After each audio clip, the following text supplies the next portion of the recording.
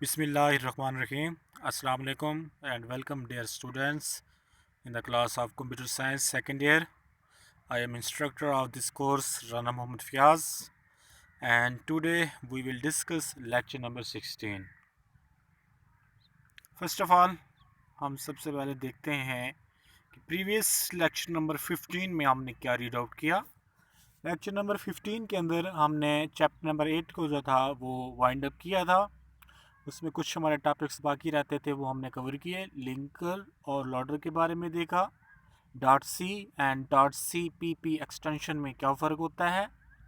उसके बाद बग और डिबैगिंग क्या थी और मुख्तलिफ़ किस्म के कंप्यूटर बग्स कौन कौन से होते हैं जब हम कंप्यूटर का कोई प्रोग्राम राइट्स करते हैं। टुडे एजेंडा हम चैप्टर नंबर 9 को स्टार्ट करने लगे हैं, एलिमेंट्स ऑफ सी लैंग्वेज। उसके बाद इसमें हम देखेंगे आइडेंटिफायर कौन सी हैं और उसके टाइप्स कौन कौन सी होती हैं। उसके बाद हम कीवर्ड्स देखेंगे सी लैंग्वेज के अंदर कौन से हमने यूटिलाइज करने हैं। सबसे पहले आइडेंटिफायर क्या होता है। नाम से ही ज़ाहिर है, आइडेंटिफायर शनाख्त करना, किसी भी कीवर्ड की, किसी भी वैल्यू की, किसी भी फंक्शन की शनाख्त करना, ढूंढना, क्या कहलाता है, आइडेंटिफायर कहलाता है। आइडेंटिफायर क्या है?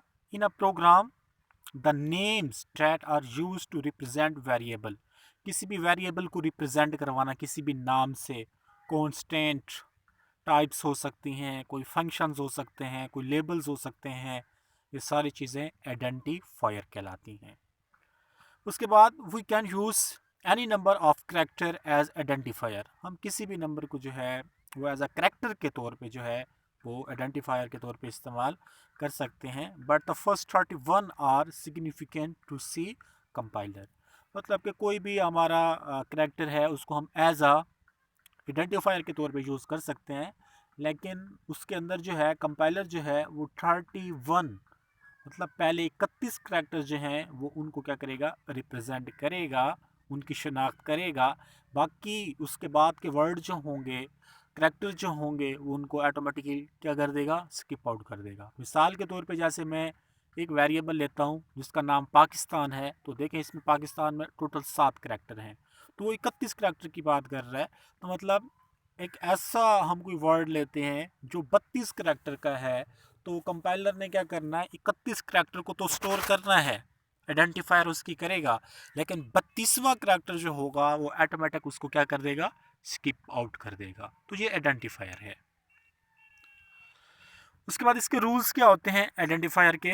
सबसे पहले N identifier can only have alpha numeric character and underscore, मतलब आइडेंटिफायर जो है वो क्या हो सकता है, अल्फ़ा बैटिक भी हो सकता है, अल्फ़ा न्यूमेरिक करैक्टर भी हो सकता है और अंडरस्कोर भी ये हो सकता है। मतलब स्मॉल ए बी सी भी हो सकती है, कैपिटल ए बी सी भी हो सकती है, या ये अंडरस्कोर से भी स्टार्ट हो सकता है। उसके बाद the first character of N identifier can only contain alphabetic, मतलब पहला पहला आइडेंटिफायर का कोई भी करैक्टर जो होगा वो क्या होगा, अल्फ़ाबेटिक होगा। मतलब वो अल्फ़ाबेटिक में स्मॉल ए बी सी भी हो सकती है और कैपिटल भी हो सकती है, और या अंडरस्कोर से भी वो स्टार्ट हो सकता है। Identifier are also case sensitive in C, identifier जो होते हैं वो केस सेंसिटिव होते हैं। चैप्टर नंबर 8 में भी हमने पढ़ा था केस सेंसिटिव क्या होते हैं। मतलब जो स्मॉल ए है वो डिफरेंट है फ्रॉम बिग ए से, मतलब एक छोटा ए है उसका कुछ और मतलब है, जो बड़ा ए है उसका कुछ और मतलब है। Both are different in C programming. उसके बाद keyword are not allowed to be used as identifier, keyword को हम आइडेंटिफायर के तौर पे इस्तेमाल नहीं कर सकते हैं। इसका मतलब ये है कि ऐसे वर्ड जो पहले से ही हम डिफाइन कर चुके हैं इसी लैंग्वेज के अंदर, तो उसको एज अ आइडेंटिफायर के तौर पे हम यूटिलाइज नहीं कर सकते। मिसाल के तौर पे अगर हम बात करें, जैसे इंट है, फ्लोट है, करैक्टर है, ये ऑलरेडी डिफाइंड है, हम इसको एज अ कीवर्ड के तौर पे दोबारा से प्रोग्राम्स के अंदर यूज़ नहीं कर सकते। एक मरतबा हमने यूज़ कर लिया, दोबारा से हम इसको यूज़ नहीं करेंगे। उसके बाद the reserve word can not be used as identifier name, वही बात जो अभी हमने देखी। रिजर्व वर्ड का मतलब ये होता है जो पहले से डिफाइन कर दिए गए हैं, पहले से जो बयान कर दिए गए हैं। जैसे हमारे पास प्री प्रोसेसर डायरेक्टिव है स्टूडियो डॉट एच, स्टूडियो को हम दोबारा नहीं लिख सकते। कोनियो जैसे हमने पढ़ा उसको दोबारा नहीं लिख सकते। इस तरीके से जैसे हमने वाइड मेन पढ़ा था उसको हम एज अ आइडेंटिफायर के तौर पे इस्तेमाल नहीं कर सकते। ऐसे करैक्टर्स जो पहले से डिफाइन है प्रोग्राम्स के अंदर हम दोबारा से उनको यूटिलाइज नहीं कर सकते। तो ये हमारे पास रूल्स थे किसी भी मतलब आइडेंटिफायर को बयान करने के लिए। उसके बाद टाइप्स ऑफ आइडेंटिफायर क्या हैं? There are two types of identifier. Identifier की दो टाइप्स हैं, एक स्टैंडर्ड आइडेंटिफायर होता है, एक यूजर डिफाइंड आइडेंटिफायर होता है।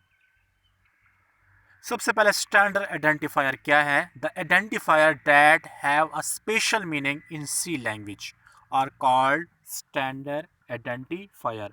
मतलब स्टैंडर्ड आइडेंटिफायर ऐसा आइडेंटिफायर होता है जिसका कोई ख़ास मतलब होता है सी लैंग्वेज के अंदर, उसको हम क्या कहते हैं? स्टैंडर्ड आइडेंटिफायर कहते हैं। These identifier can be redefined.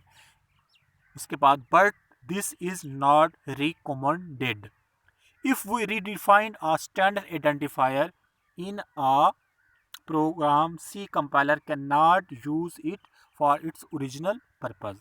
मतलब स्टैंडर्ड आइडेंटिफायर ऐसे होते हैं जो पहले से बने बनाए होते हैं, हम दोबारा से उनको जो है रीडिफाइन नहीं कर सकते, दोबारा से जो है उनको हम एक्सप्लेन नहीं कर सकते, दोबारा से जो है हम उनको डिफाइन नहीं कर सकते। क्यों नहीं कर सकते? क्योंकि इनका कोई ख़ास मकसद जो है वो पहले से बयान कर दिया गया है, तो हम दोबारा से जो है उसको इस्तेमाल नहीं कर सकते। अगर हम उसको दोबारा से रीडिफाइन करते भी हैं तो कंपाइलर जो होगा वो उसका असल मकसद जो है जो हम लेना चाहते हैं वो बयान नहीं करेगा। क्यों? क्योंकि उसका ऑलरेडी मकसद जो है वो पहले से बयान कर दिया गया है।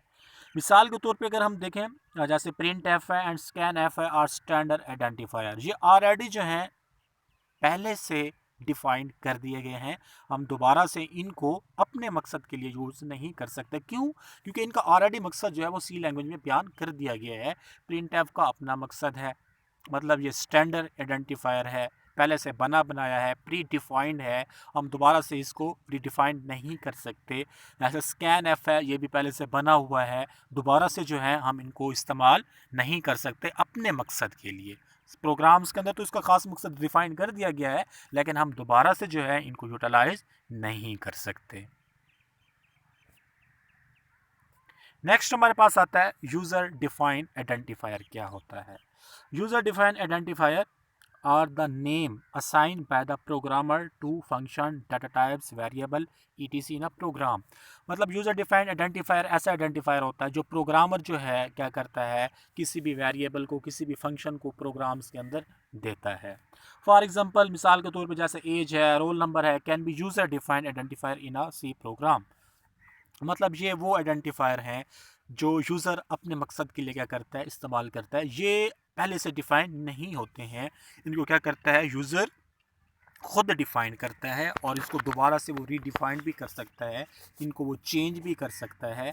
क्यों? क्योंकि ये यूज़र की मर्ज़ी है, यूज़र खुद अपनी तरफ से इनको बयान करता है, इनको वो डिक्लेयर करवाता है। ठीक हो गया स्टूडेंट्स? ये था हमारे पास आइडेंटिफायर और उसकी दो टाइप्स हमने देखी, यूज़र डिफाइंड और उसके बाद स्टैंडर्ड। स्टैंडर्ड के अंदर जो होता है वो ऑलरेडी पहले से बने बनाए होते हैं, हमें दोबारा से बनाने नहीं पड़ते, उनका ख़ास मकसद प्रोग्राम में पहले बयान कर दिया जाता है। लेकिन यूज़र डिफाइंड जो होते हैं इनको यूज़र जो है वो ख़ुद डिफ़ाइन करता है किसी भी मकासद को पूरा करने के लिए। नेक्स्ट हमारे पास आता है व्हाट इज़ कीवर्ड। क्या है? सबसे पहले the word that have predefined meaning and purpose in C language और called keyword of C program. ऐसा वर्ड, प्री डिफाइंड वर्ड जिसका कोई ख़ास मकसद सी लैंग्वेज के अंदर डिफाइन कर दिया जाए, बयान कर दिया जाए, वो कीवर्ड कहलाता है। जैसे स्टैंडर्ड में हमने देखा प्रिंट एफ, तो वो एक कीवर्ड है, स्कैन एफ कीवर्ड है, इस तरीके से हमारे पास इफ़ है कीवर्ड है, इस तरीके से एल्स है कीवर्ड है, इस तरीके से हमारे पास वाइल है कीवर्ड है, इस तरीके से कंटिन्यू है कीवर्ड है, ऑटो है कीवर्ड है, ब्रेक है कीवर्ड है। काफ़ी एग्जाम्स के कीवर्ड्स हैं जो हमने इस्तेमाल करने होते हैं सी प्रोग्राम को राइट करने के लिए। उसके बाद these are also called reserved word, इनको हम रिजर्व्ड वर्ड भी कहते हैं। रिजर्व्ड का मतलब ये होता है कि जो पहले से रिजर्व्ड होते हैं, हम इनको दोबारा से इस्तेमाल नहीं कर सकते अपना कोई मकसद हासिल करने के लिए। मतलब जैसे इफ़ है, ये पहले से डिफाइंड है, हम इसको एज अ वेरिएबल का नाम के तौर पे दोबारा से अपने मकसद के लिए यूज़ नहीं कर सकते। जैसे अगर हम लिखते हैं इंट इफ़, तो ये गलत होगा। इंट एल्स, तो ये गलत होगा। क्यों? इफ़ और एल्स कीवर्ड जो हैं ये पहले से डिफाइंड है, पहले से ये रिजर्व पड़े हुए हैं, तो हम दोबारा से इनको यूटिलाइज नहीं कर सकते। उसके बाद the purpose of keyword is pre defined, वही बात कर दी गई है यहाँ पे कि इनका मकसद यही होता है कीवर्ड्स का कि ये पहले से प्री डिफाइंड होते हैं, इनको डिफाइन कर दिया जाता है। उसके बाद they can not be use for any other purpose in C language program, हम किसी दूसरे मकसद के लिए जो है इनको इस्तेमाल सी लैंग्वेज के अंदर नहीं कर सकते। उसके बाद all keyword are written in lower case, जितने भी हम कीवर्ड लिखेंगे सी लैंग्वेज के अंदर वो क्या होंगे? लोअर वर्ड में होंगे। मतलब जो स्टैंडर्ड होते हैं वो ऑटोमेटिकली लोअर्स के अंदर होते हैं, और उसके बाद जो है जो यूज़र डिफाइन करता है वो कैपिटल में भी हो सकते हैं, लोअर में भी हो सकते हैं। Keyword can not be used as identifier, कीवर्ड जो है वो आइडेंटिफायर के तौर पे इस्तेमाल नहीं किया जा सकता। उसके बाद in C language 32 word are defined as keyword, मतलब सी लैंग्वेज के अंदर जो है वो 32 वर्ड ऐसे हैं जो कीवर्ड के तौर पे क्या किए जाते हैं? इस्तेमाल किए जाते हैं। So students, it is the end of lecture number 16। Lecture number 16 जो है हमारा यहाँ पे इख्तिताम पजीर होता है। हम दोबारा से एक मरतबा व्यू कर लेते हैं। चैप्टर नंबर 9 को हमने स्टार्ट किया हुआ है। इसके अंदर चैप्टर नंबर 9 जो है वो एलिमेंट ऑफ सी लैंग्वेज है। इसमें हमने सबसे पहले देखा आइडेंटिफायर क्या होता है, इसकी दो टाइप्स देखी, स्टैंडर्ड आइडेंटिफायर क्या है, यूज़र डिफाइंड आइडेंटिफायर क्या है। उसके बाद फिर जो है हमने कीवर्ड्स के बारे में देखा। तो ये हमारा लेक्चर नंबर 16 था।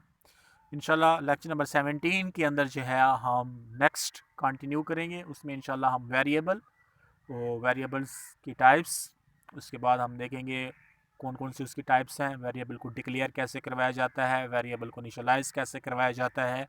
उसके बाद फिर डाटा टाइप्स जो हैं वो कौन कौन सी होती हैं जो हम सी लैंग्वेज में यूज़ करेंगे, इंशाल्लाह उसके बारे में हम पढ़ेंगे। तो इंशाल्लाह नेक्स्ट लेक्चर में इंशाल्लाह फिर आप लोगों से मुलाकात होगी। अल्लाह हाफिज़।